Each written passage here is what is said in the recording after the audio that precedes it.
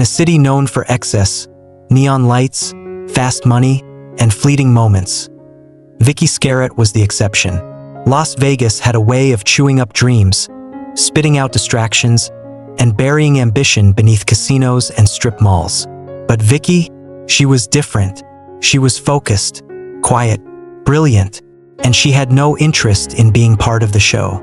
At 22, she was in her final year at the Nevada School of Nursing, just a few blocks from downtown Las Vegas, surrounded by chaos on every corner, yet untouched by it. Her mornings started before sunrise. Her textbooks were marked with careful tabs, her notebooks covered in hand-drawn anatomy sketches. While others scrolled through social media or played poker in dorm rooms, Vicky was at her part-time clinic shift, checking vitals, logging symptoms, helping real people. She wasn't born into much. Her mother, Lisa Skerrett, was a waitress at a 24-hour diner on Boulder Highway.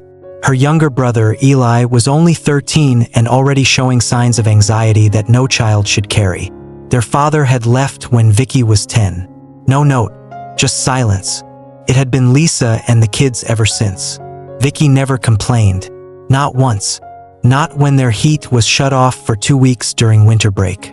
Not when she had to turn down a trip to a national student conference because they couldn't afford the flight. Not when her shoes were thin. She just worked harder. If you're enjoying this story, kindly do us a favor and subscribe to our channel. It is free and won't cost anything, but it means the world to us. We're just a small channel trying to grow. Thank you, and back to the video. Professors knew her by name. Patients remembered her touch. Other students envied her GPA but couldn't match her effort. And that made her a target. Not because she asked for attention, but because she proved that kindness and intelligence didn't need approval. They stood on their own. Some people respected that. Others hated it. They called her Mother Teresa with a med chart. Saint Vicky, she's probably sleeping with the dean. Whispers, not to her face. Of course not. Vicky was too polite, too focused to entertain nonsense. But when you shine that bright in a place as dark as Vegas, someone will always try to pull the plug. But back then, before the silence, before the heartbreak, before the name Vicky Skerrett would become national, she was just a girl who believed that goodness was enough. That if you kept your head down, worked hard, and didn't hurt anyone, nothing could go that wrong. She wasn't dating anyone, at least not publicly.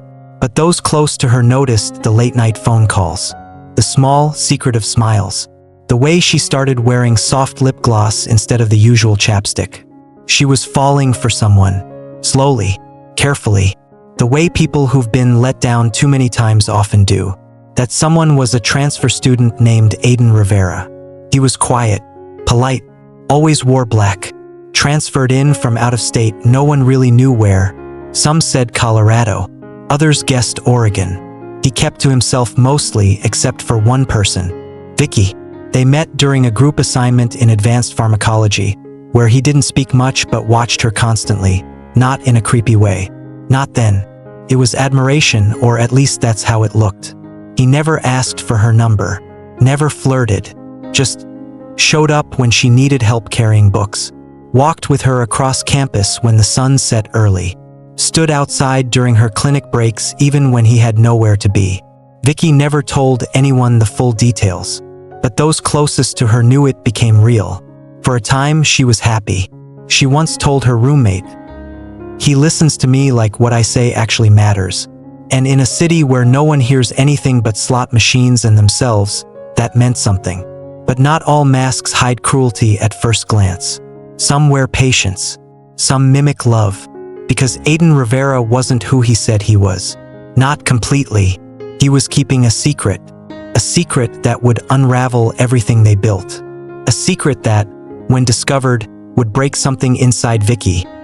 Not because she hated him, but because he hadn't trusted her with the truth. And Aiden couldn't accept that. Not the rejection. Not the lost control. And especially not from someone like her. Someone smarter, more admired, more accomplished than he could ever be. Vicky's life was about to change. Not because of an accident. Not because of a mistake. But because someone decided that her success, her kindness, her ability to walk away from a lie had to be punished. The girl who outshone everyone in Las Vegas had just stepped into the darkest corner of it, and she didn't even know it. Before everything collapsed, there were moments that felt almost magical. Not the kind of magic Las Vegas sells. Not sequins and spotlights, but something quieter, realer. Vicky Skerrett had finally let someone in. Aiden Rivera. He wasn't like anyone she'd ever dated because, in truth, Vicky didn't date. Not seriously. Her world had always been made up of clinic hours, textbooks, family obligations. Romance was a luxury, and she didn't believe she could afford distraction. But Aiden didn't feel like a distraction. He felt like a pause button, calm in a city that never slept. He was thoughtful, a bit mysterious, always in dark clothes, hood up, sitting in corners of the library no one else noticed. But he noticed her. They started with study sessions. Pharmacology was his worst class, or so he claimed. Vicky offered to help. He accepted with that half-smile she'd later replay in her mind over and over again, wondering if it had ever meant anything. Their bond grew in layers. Conversations that stretched past midnight. Texts that made her laugh quietly in hallways. He never pushed. He never rushed. And when he finally reached for her hand one night as they walked past Fremont Street, he did it with the hesitation of someone afraid to hope. For the first time, Vicky let her guard down. She brought him home just once, to meet her mother and younger brother. It wasn't formal, just a quick dinner. Lisa, her mom, said afterward, "He's polite. A little too quiet, maybe, but he looks at you like you're gold." And Vicky beamed, because someone finally saw her. Not just her grades, her discipline, her perfection, but her. For a few months, it was bliss. Real, innocent bliss. Aiden would leave little notes in her backpack. She'd make flashcards for both of them. He'd walk her home from night shifts. She trusted him. She even told him things she never told anyone. About the panic attacks, about how sometimes she felt like she was carrying her entire family's future on her back. Aiden never judged her, or so it seemed. But then, the inconsistencies started. The day Vicky noticed the hormone therapy prescription in his backpack, something inside her paused. She didn't confront him right away. She researched it, read forums, medical journals. She ran the drug names through the nursing school's clinical database. When she finally asked him, she kept her voice gentle. "Aiden, are you transitioning?" His expression changed. Like a shutter fell. Gone was the softness. In its place, something unreadable. He didn't answer at first, just stood up, walked to the window of her apartment, and stared out at the neon haze of downtown Vegas. Then he said, "Does it matter?" She was quiet. "It matters if you didn't trust me with the truth." He turned. "I didn't want to be rejected." Vicky wasn't angry. She wasn't cruel. She was heartbroken. Not because he was transgender, but because he had lied. He had built their entire relationship on the version of himself he thought she'd accept, instead of trusting her to decide for herself. She sat down slowly and told him, "I need time to think. Care about you, Aiden. But I can't build anything real if it's built on silence." That was the last civil conversation they ever had. After that night, everything changed. He stopped texting, stopped coming to class. When she'd see him across campus, he'd look away, or worse, stare through her like she never existed. Then came the rumors. Whispers that Vicky was transphobic, that she had outed him, that she was a fraud, all that kindness, all that empathy. Fake. It wasn't true. Not a word of it. Vicky had told no one. But in the age of digital venom, truth doesn't travel nearly as fast as rage. Anonymous posts started appearing on student forums. Her face edited onto cruel memes. Comments like, "Funny how the perfect one hates what she doesn't understand." Saint Vicky? More like Scared Vicky. Friends grew distant. Professors became cold. She didn't know who to trust. She stopped smiling in the hallways, stopped volunteering, stopped going out. Even Lisa noticed. One night over dinner, Vicky barely touched her food. Her mother asked what was wrong. Vicky just whispered, "I think I'm being erased." And in a way, she was. What had once felt like love, like safety, had become a weapon. And Aiden? He hadn't just walked away. He had started digging into her reputation, her peace, her sanity, and he wasn't done yet, because it wasn't enough for Vicky to walk away from him. He needed her to suffer for it. She thought the worst had passed, but in truth, it had only just begun. Love can wound, but rejection wrapped in shame, that can turn people dangerous. After Vicky Skerrett ended her relationship with Aiden Rivera, she thought she was being kind. She didn't raise her voice. She didn't tell anyone. She simply asked for space, for honesty, for time. But to Aiden, it wasn't space. It was humiliation. And in his eyes, Vicky didn't just walk away from him. She condemned him. She made him feel small, invisible, rejected by someone smarter, more stable, more loved than he would ever be. And so, like a mask being peeled away, the Aiden Rivera Vicky once loved began to disappear. What stepped in his place was colder, calculated, and cruel. The shift was subtle at first. A few glares across campus, ignored texts, cold silences. But then came the first blow. Vicky had just finished a 6-hour clinic shift when she found a folded note slipped into her locker. "You wear your kindness like a crown. Let's see how fast it slips." There was no name, no handwriting she recognized, but something about it made her chest tighten. Days later, the whispers began. First in the women's dorms. "Did you hear about Vicky? I heard she humiliated her ex, outed them. Apparently she told the dean Aiden was mentally unstable." None of it was true, but that didn't matter, because Aiden was speaking now, just not to her. He began telling classmates and faculty that Vicky had turned on him when he opened up about being transgender, that she made him feel unsafe, that she mocked him, that she threatened to tell others, that she ruined his sense of identity. It was a masterstroke of narrative control. And in a college hyper-aware of inclusion optics, he became the victim. And Vicky, the villain. Students began avoiding her. Staff stopped calling on her in class. Her weekly tutoring sessions were canceled. Lack of interest, they said. Her inbox filled with anonymous hate. "Bigot. You're why people die. Your scholarship should be revoked." Still, Vicky said nothing. She didn't fight back. She believed naively that the truth would surface, that her silence was strength, that people who really knew her would see through the lies. But in the war of public perception, silence is often mistaken for guilt. If you're enjoying this story, kindly do us a favor and subscribe to our channel. It is free and won't cost anything, but it means the world to us. We're just a small channel trying to grow. Thank you, and back to the video. One morning, she logged onto the student portal and found her application to a national clinical research program had been rejected. No explanation. Just a single line, withdrawn by faculty recommendation. She emailed 3 professors. Only one responded. "Given the current concerns regarding your interpersonal conduct, we felt it best not to move forward."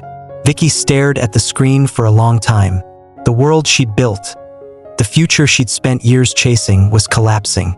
Not from a mistake she made, but from a story someone else was writing about her. At home, she kept it together, or tried to.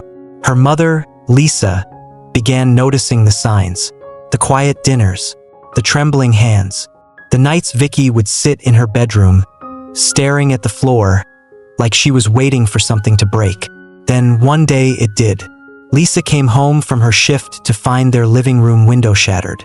The TV was smashed. Spray painted on the wall above the couch were 4 words. "You broke him first." Eli, her younger brother, was in tears. Vicky was outside, pacing the yard, phone in hand, shaking. She called campus security, then local police. They said the same thing. No witnesses, no cameras, no proof it was him. Vicky begged them to check Aiden's dorm, his history, anything. They refused. Without concrete evidence, there was no reason to accuse him. Even the restraining order she requested was denied. That night, she wrote in her private journal, "I feel like I'm living in a story someone else is telling, and I'm always the villain no matter what I do." But the most chilling part? She started writing less and less after that, almost like the light inside her was dimming. Almost like she knew, the story wouldn't end well. Meanwhile, Aiden thrived. He began attending LGBTQ+ forums on campus, shared his survival story, told rooms full of students how he had escaped a toxic relationship with someone who couldn't accept him. People clapped. They hugged him. They posted his quotes on Instagram. He was invited to speak at a student symposium. Vicky wasn't invited to anything. She walked through campus like a ghost, head down, eyes hollow. Her spark was gone. The girl who once believed in justice, who thought hard work and kindness would be enough, was slowly being erased by someone who couldn't bear to be forgotten. And he wasn't finished, because Aiden wasn't satisfied with ruining her reputation. He wanted to destroy her peace, and then her body. When Vicky Skerrett sat across from the campus counselor at West Haven College, her hands were trembling so violently she had to clutch them between her knees to stay still. The counselor, a soft-spoken woman with framed certificates lining her office wall, didn't look up from her notes. "You're saying Aiden is targeting you?" Vicky nodded. "He's lying about me. He vandalized my apartment. He's turning people against me. My professors, my friends." The counselor raised a hand gently. "Vicky, I'm not here to judge, but these are serious accusations. Do you have proof?" There it was. That word again. Proof. As if trauma always arrived with surveillance footage. As if fear could be measured in screenshots. Vicky reached into her bag and pulled out a small plastic sandwich bag. Inside it was the folded note, the one that had been slipped into her locker. "You wear your kindness like a crown. Let's see how fast it slips." The counselor skimmed it and shrugged. No names. No handwriting match. This could be from anyone. Vicky blinked. Slowly, a tear traced down one cheek. "You think I'm making this up?" The counselor leaned forward slightly. "No, I think you're under a lot of stress. You're one of the top students in your year. You're under constant pressure. And breakups, especially with sensitive identity dynamics, they can cause confusion, guilt, emotional overcorrection." That was the word she used, overcorrection. As if Vicky's fear was some psychological sneeze. As if she'd simply misunderstood the vandalism. As if she hadn't seen the way Aiden stared at her from across the campus courtyard. Unblinking, cold, calculated. Like she was already dead and he was just waiting for the body to drop. That day, Vicky walked out of the office not just unheard, but invalidated. And it wouldn't be the last time. She tried again with campus security. Showed them the graffiti on her wall. Asked about nearby surveillance. They said the cameras in her building had been out for weeks. Budget issues. No witnesses. No acción. She went to the dean of students. Explained how her clinical recommendation had been revoked. How her professors now looked through her like she didn't exist. The dean offered a shrug. "We're in a climate of inclusion. We take all student concerns seriously. But if I act without evidence, it could be seen as retaliation." You understand? Vicky didn't understand. Not then. But she would. Because what she was up against wasn't just one man's obsession. It was an entire institution's fear of being accused of bias. Fear of controversy. Fear of getting involved in something messy. Something political. Something dangerous. So they did what institutions always do when they're afraid. They did nothing. And in that vacuum of accountability, monsters thrive. It wasn't long before things escalated again. Late one evening, Vicky left the anatomy lab after staying behind to prep for her board exams. The hallways were dim, the janitor long gone. As she walked toward the exit, she noticed something strange. Her name, scribbled across a whiteboard near the faculty lounge. Under it, in thick red marker, Vicky equals transphobic trash. She erased it quickly, looked around. No one, but someone had been there, watching, waiting. When she got home that night, her younger brother Eli had a bruise on his shoulder. "Some guy grabbed me near school," he mumbled. "Didn't say anything, just shoved me." Lisa, their mom, was furious. Filed a police report. The officer promised to look into it. Nothing happened. No follow-up. No suspects. No arrests. It was all unraveling. Fast. And Vicky was being told, at every turn, that she was overreacting. that she needed rest, that maybe she was imagining it all. So she stopped reporting. She stopped trying. She started pulling away from everything she once loved. The clinic shifts, the tutoring, the library. She sat in class but didn't raise her hand. She walked with her head down, her eyes hollow, and behind her, always behind her, were the whispers. Even her roommate, Kayla, began to shift. One night, Kayla came home from a student diversity meeting. Aiden had spoken there again. She didn't say much, just looked at Vicky with a mix of pity and hesitation. You know, some people really believe you hurt him. Vicky couldn't sleep that night. She just lay there, staring at the ceiling, listening to the air conditioner hum, wondering when the world had flipped upside down and made her the villain. In her private journal, she wrote, "If something happens to me, don't ask me why I didn't scream louder. I screamed. No one heard me, and still she hoped it would end. Still, she believed Aiden would tire of it. Move on. He wouldn't, because Vicky had made the mistake of rejecting a man who couldn't tolerate being unseen. And now, he wanted the world to watch her suffer. By mid-March, Vicky Skerrett barely resembled the girl she used to be. Her shoulders slumped when she walked. Her eyes, once sharp and quick with light, were dull and rimmed with red. She spoke less, smiled even less than that. Every part of her life, home, school, friendships, had been infected by fear, suspicion, and shame. But there was one thing she hadn't let go of: hope. She still believed someone somewhere would see the truth. That one person would step in and say, "Enough. She doesn't deserve this." That moment never came. Instead, the walls kept closing in. 2 weeks before her final clinical placement review, she found a dead pigeon in her locker. Its wings were broken. Its eyes were sealed shut with tape. No note this time, just the message, clear and chilling. She reported it again. Campus security shrugged. Probably a prank. Lisa, her mother, begged her to come home, to drop out, to transfer, to start fresh. But Vicky said no. She wouldn't give Aiden that satisfaction. He had already taken so much. Her peace, her reputation, her voice. He wouldn't take her future. But Aiden had no intention of watching her graduate. No, he had something else in mind, and he'd been planning it for months. It began with a text. March 22nd, 6:43 p.m., Dr. Hudson wants to meet with you tonight. Urgent. 8 p.m., Old Med storage room. Confidential. It was sent from an unlisted number, but it matched the language of official school alerts. Clipped, formal. Vicky hesitated, then replied, "This isn't protocol." The response came immediately. He said, "It's about your board eligibility." He doesn't want to make it public. Vicky's heart sank. That was the last thing she had left, her board certification, her ticket out. She texted back, "I'll be there." The old medical storage building was behind the west end of campus, past the athletic fields, near the utility sheds. It hadn't been in use for years. Students joked it was haunted. Most didn't even know how to find it in the dark. But Vicky did, and someone else was already waiting. She arrived at 7:56 p.m., dressed in a navy hoodie, hair tied back, backpack slung over one shoulder. She stood at the rusted door, knocked once, then pushed it open. Inside, it was pitch black. She stepped forward. The door slammed shut behind her.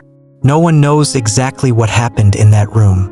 Not fully, but based on the forensics, the injuries, and eventually the confession video, we know this much: Vicky was ambushed, overpowered, paralyzed with an injection.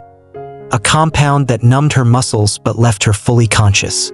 Aiden didn't kill her right away. He sat with her, talked to her, mocked her, told her how she ruined him, how he used to see her as the one person who made him feel human, until she looked at him with pity. He told her she made him feel like he was less, and now he wanted her to know what that felt like.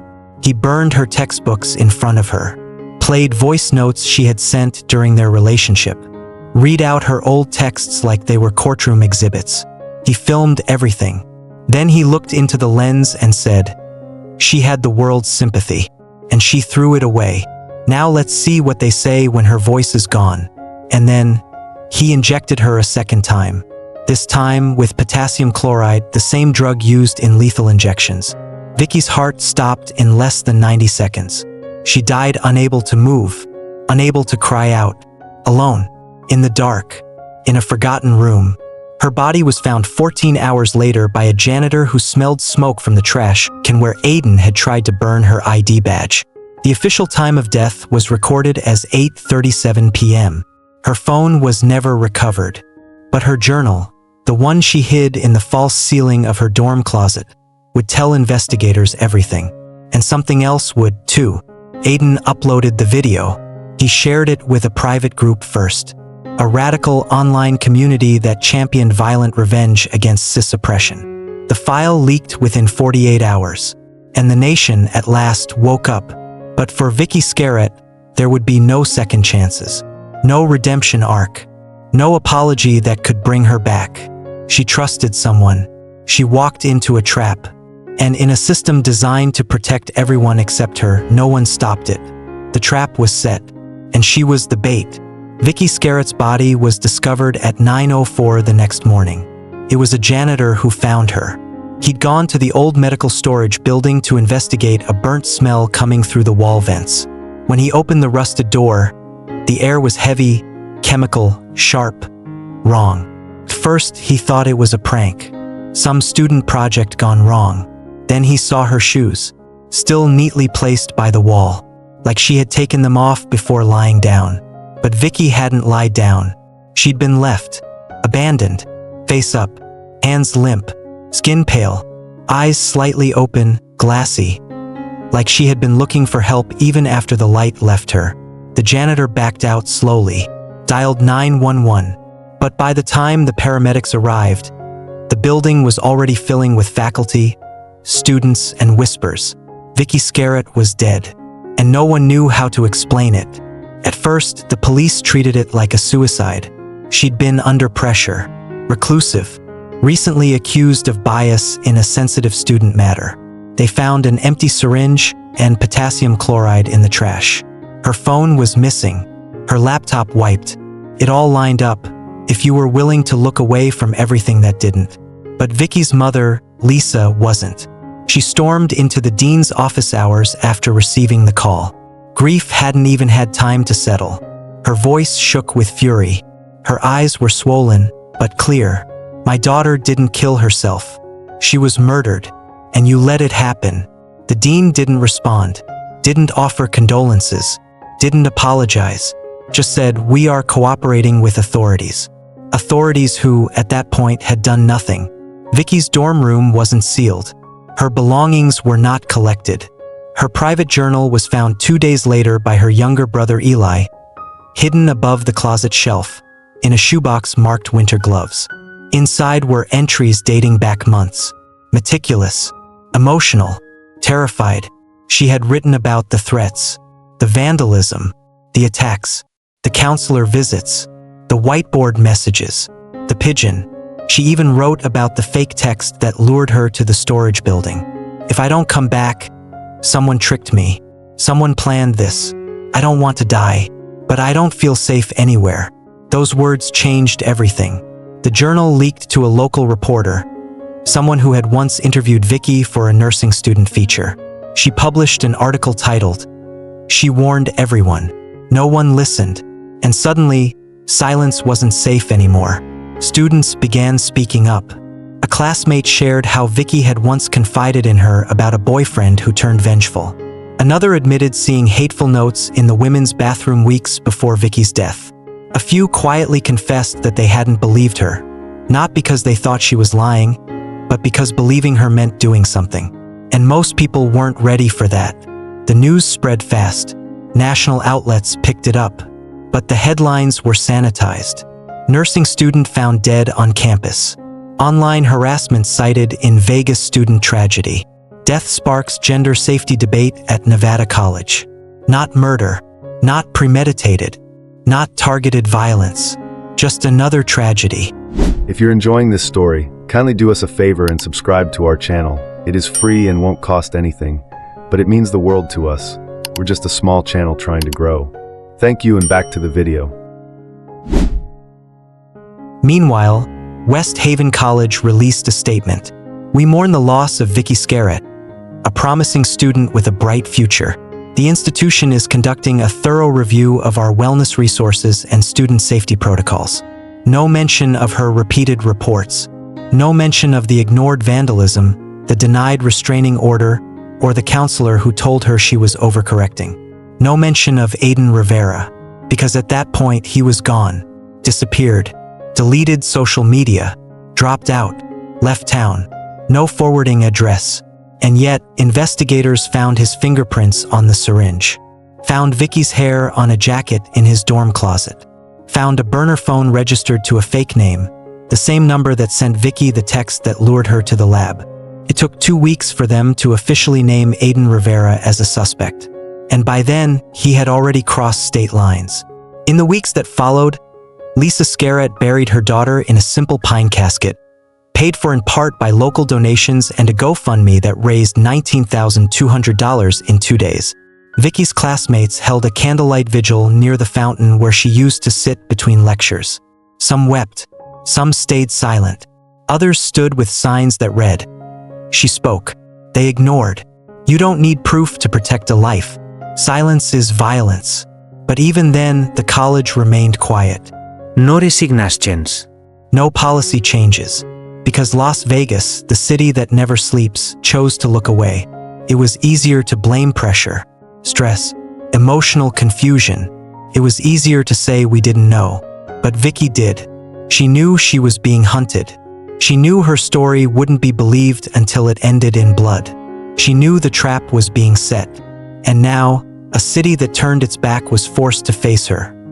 Not in life, but in obituary headlines and hollow eulogies. She was 22, and she died screaming, in silence. Started as a rumor. 2 weeks after Vicky Skerrett's death, a post appeared on a locked online forum frequented by extremist identity-based chat groups. Small, private corners of the internet known for radicalizing pain into violence. The title of the post was just 3 words. She deserved it. At first, no one outside the group saw it. But the file attached to the post, a 5-minute video titled truth_final.mp4, would soon shatter that silence. Within hours, a student at another university, a former member of the group, leaked the video to law enforcement. By sunrise, it was in the hands of the Las Vegas Police Department. And by noon, the nation would be watching. The footage was grainy, recorded from a fixed camera, likely a phone or small webcam, placed on a metal shelf in a dark room. Behind the frame, an old anatomy lab table, rusted, cold, a shadow in the center, motionless. And then Aiden Rivera steps into the frame. He's calm, dressed in black, hair combed, eyes steady. No mask. No emotion. He speaks directly to the lens. This is what happens when people pretend they're saints. When they treat your pain like a phase. When they smile at you like they're helping. But really, they just want to be above you. He walks over to the figure on the table. It's Vicky. Unmoving but visibly conscious. Her eyes blink slowly. Her hands twitch weakly. She's breathing just barely. He touches her cheek. You could have told the truth, but you wanted everyone to love you more than me. And now, they can bury you with that crown on your head. He pulls something from his pocket. A syringe. He holds it up to the camera. This is potassium chloride. It stops the heart in under a minute, just like they do in prison. Fitting, right? Then, with terrifying calm, he inserts the needle. Vicky gasps. Her body jolts. Then she stills. The video ends. Black screen. Investigators confirmed the footage was genuine. The room matched the crime scene. The timestamp on the file matched her estimated time of death.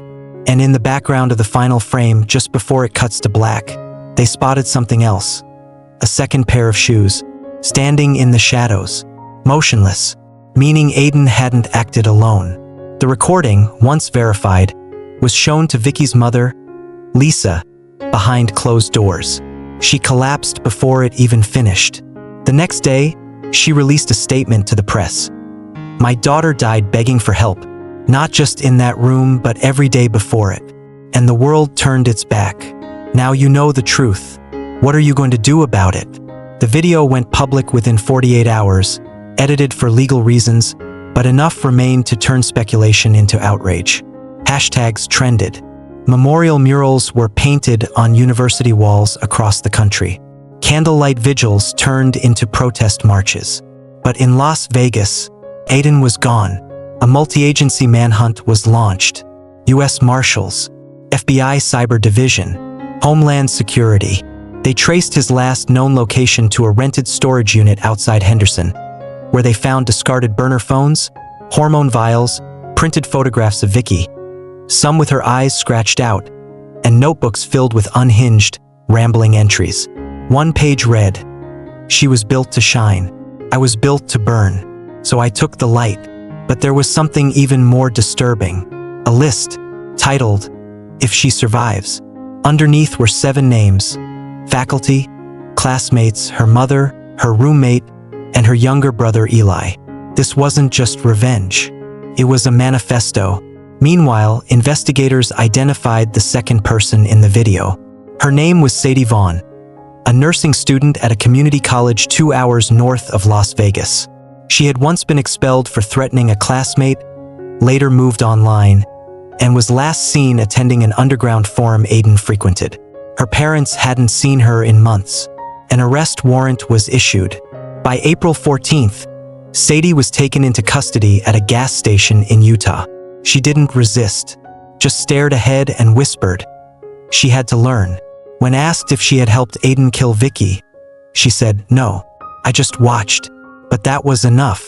She refused to say where Aiden was hiding. Back at West Haven College, the silence broke, but not in the way anyone hoped. The dean announced a new task force.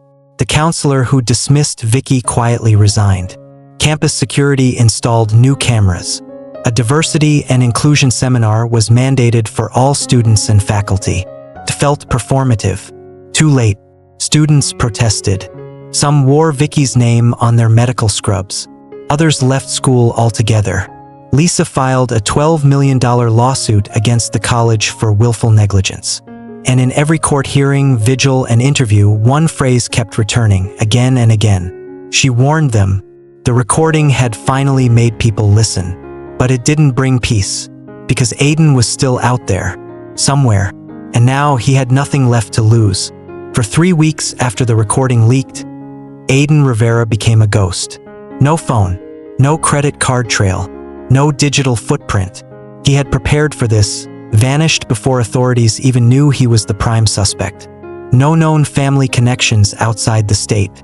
No bank accounts under his legal name. Just aliases, burner IDs, and a network of fringe online communities that welcomed people like him. Those who felt erased, rejected, furious. The video of Vicky's murder had become a dark badge of honor in certain corners of the internet. Some users shared it like scripture. Others wrote messages to Aiden, praising his courage. One post read, "He did what most of us only dream about. He reminded the world that rejection has a price." But outside those twisted spaces, the world was horrified. There were national headlines now. True crime podcasts, documentary teams circling the story. Vicky Skerrett had become a symbol of institutional betrayal, of targeted violence, of a life silenced because too many people refused to act when it would have mattered most. And still, Aiden was nowhere until April 25th. It started with a tip. A gas station employee in northern Arizona reported someone matching Aiden's description. Slim build, hood up, paid in cash, asked for directions to Flagstaff. When the clerk saw the man's face, he recognized him. Not from a wanted poster, but from a Reddit post comparing Aiden's photo to a blurry security cam still. The clerk called it in.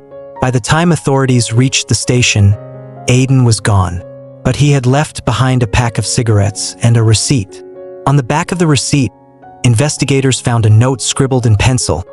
"You'll never catch me if I don't want to be found." From there, it became a game of shadows.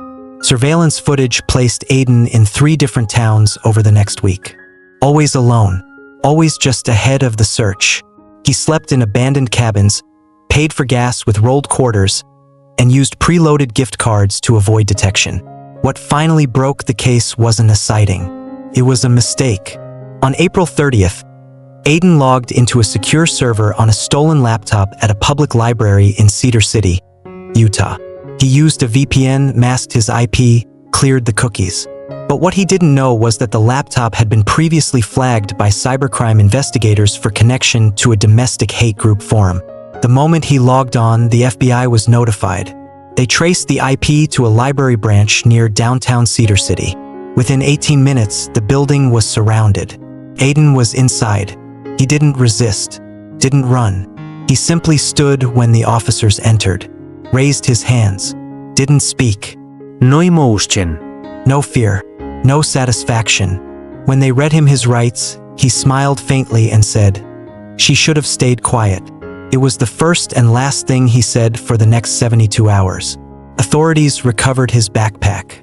Inside were a burner phone, 2 journals, filled with rambling justifications, delusions of grandeur, a second syringe, unused, a photo of Vicky, and a hand-drawn map of West Haven's nursing campus.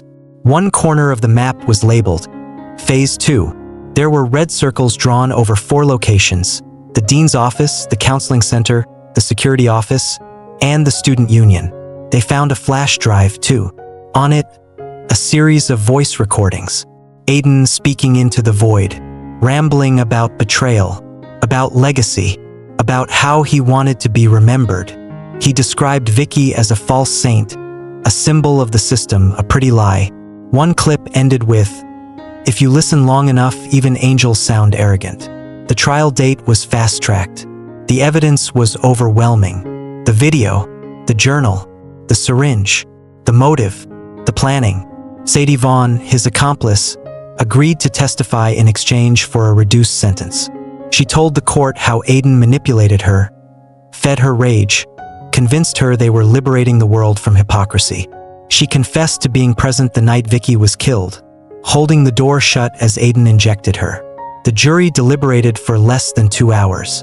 Aiden Rivera was found guilty of first-degree murder, premeditated homicide, conspiracy to commit a felony, use of a chemical agent to cause death, and aggravated stalking. At sentencing, the judge said, "This wasn't a crime of passion. This was a performance, cruel, rehearsed, and calculated. And you didn't just kill Vicky Skerrett. You tortured her, emotionally, psychologically, physically, for months. You made the world watch. Now the world will watch you spend the rest of your life behind bars." Aiden was sentenced to life without the possibility of parole. No emotion. No apology. Just that faint smile. The one Vicky's mother would later call the final insult. Outside the courthouse, Lisa stood before a sea of cameras and said, "My daughter was not a lesson. She was a light, and while they tried to extinguish her, all they did was show the world how bright she really was." She held up Vicky's journal, the same one they almost missed. If this hadn't been found, they would have called it suicide. They would have erased her, like they always do. Don't let this happen again. To anyone's daughter. The courtroom was silent as Aiden Rivera was led away in chains. The judge's gavel had struck. The sentence had been passed.